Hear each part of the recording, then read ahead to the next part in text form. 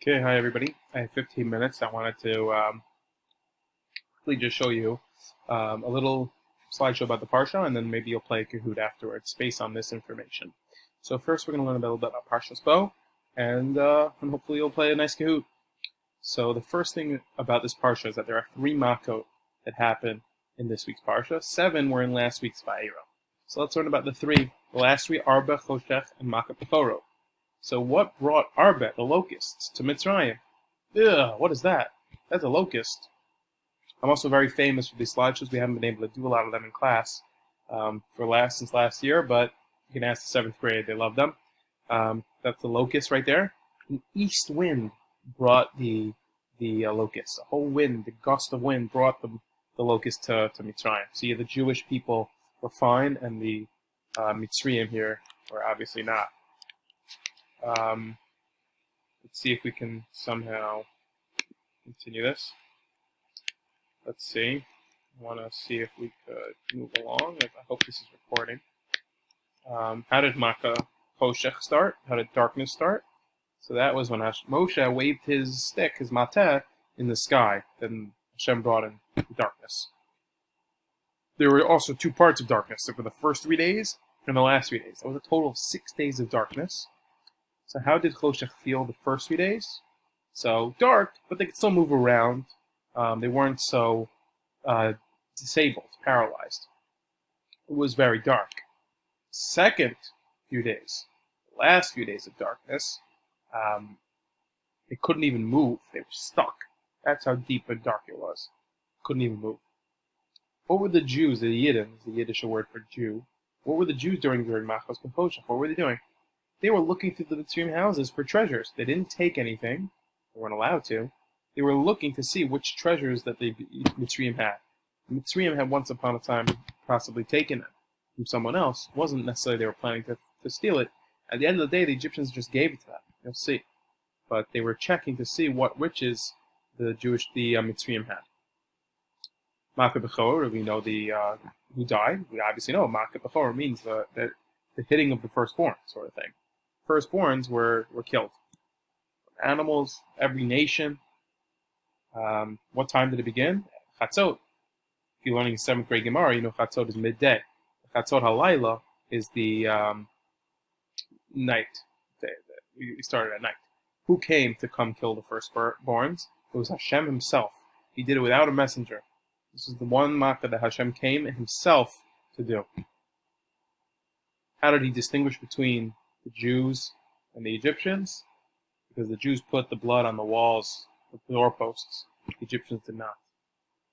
What were the dogs doing, Makat Bechor? Dogs had a certain sensitivity.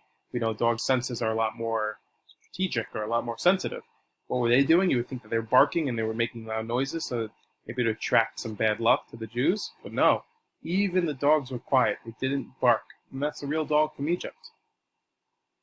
What was the first mitzvah given to the Jewish people? The first mitzvah was Rosh Chodesh. You know the famous Rashi. Why didn't the Torah start with Rosh Chodesh? Why did it start with Bereshit?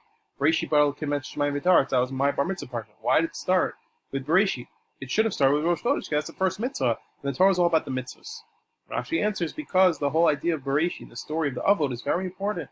You have to know. You have to learn how to be a good person. It's also very important. So we have to see examples of living people, of role models, and that's why it started from Bereshit. But really, how his question was, why don't we start from the first mitzvah, which is Rosh Chodesh? Which day was this given? Which day was this mitzvah given? It was given in Rosh Chodesh Nisan, the first day of the first month, according to many opinions. Nisan is the first month of the year. That is the picture of a moon. If you like my slides, that is a fuller moon, and that is an animated moon, become a complete moon. I hope you like this slide. You see that? You see the way the moon changes throughout the month. It's pretty fascinating. It gets big, it gets light, it gets dark the other way around, and then ends up being a crescent. Hope you enjoy. What did Moshe tell the Jewish people to do on the 10th of Nisan? The 10th, not the 14th. The 14th we know is a special day. The 10th was to take the sheep and tie it to their beds. That was really called Shabbos Shuvah. Shabbat Shuvah is the Shabbos before Pesach, always on Yod Nisan, not Shabbos itself, but that Shabbos that falls out is usually that week, And the 10th of Nisan, when it falls down on Shabbos, it's extra special because that was the actual day of Shabbos. 10th of Nisan, they took sheep and they tied it to their bed so that they wouldn't move. What did the Yidden do to the blood of the Korban Pesach? We know. They put on their doorposts to make Hashem aware that this is a Jewish house. You see? They put on the doorposts red so Hashem knew to skip over that house. What did they do to prepare the feast? When they shechted the sheep, the Korban, they roasted it on a fire, on a spit. You see that? They basically have it on a stick and they throw it over a fire. That's how they cook. You even do this nowadays. I follow a YouTube channel, very kosher. Not necessarily the food he eats, but it's a very interesting channel where he goes around the world eating different types of foods. And his name is the Food Ranger, and I highly recommend him. He's very kosher. Not the food, but he speaks nicely and he's a nice guy. And they go around the world and they even cook things like that today. Not so much in America, but you would be surprised how many people cook this way still. What did the Jews eat with the Korban? Do you remember? Obviously, matzah and maror, not a carrot. That's a bitter herb. But obviously, if you remember from the Seder, we make a korech. We make our sandwich. We want some of the matzah, the maror, and we want the Korban Pesach, which we don't have. When we do have the Korban Pesach, we'll put that in there too. And it'll be like a little sandwich, a little lafa.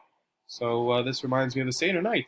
So it should give you little hints of Pesach. Give you little hints of Pesach. Why was Paro so eager to find Moshe and Aaron during Makas Bechoros? He seemed very nervous. Why do you think? It's because he was a Bechor as well, and he was scared he was going to die. So he was very nervous. He didn't end up dying. Hashem kept him alive, but because he wanted to show Paro, because Paro was the leader, he wanted to show him how powerful he was. He could even keep somebody alive, even though he said everyone else is going to die. What did Paro do when Moshe and Aaron refused to come to see him? Looks like he gained some weight. No. He ran to find them for himself, which is not like Paro, because Paro thought he was a god. Gods don't run after people themselves, try to beg them for things. The Torah gives a mitzvah to redeem the firstborn. That's called Pidyon Aben. Pidyon Aben is for a baby boy. Pidyon Sheh is pidyon for sheep. And the Pidyon Peter Chamor is for a donkey. There's a different mitzvah to redeem a firstborn something. The most common one today is the Pidyon Aben, which is done 30 days after a baby boy is born in many families. Depending on the birth, they would qualify. My son would have qualified. He was a firstborn for us.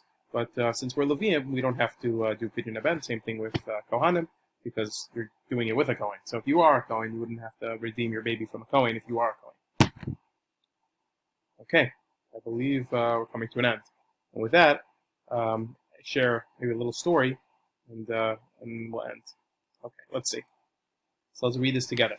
The Yom Tov of Yetziat Mitzrayim and the Korban are both called Pesach. Okay, the Yom Tov of Pesach.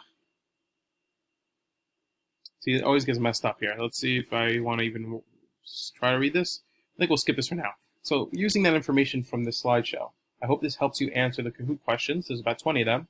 Try your best. Winner will get a special reward. Somebody needs to let me know who won. I'm not going to be able to provide live Kahoot unless somebody in the supervisor is going to do it, hopefully.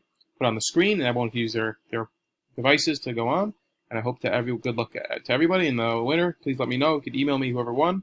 And I hope everyone has a good Shabbos. And I hope to see you guys next week.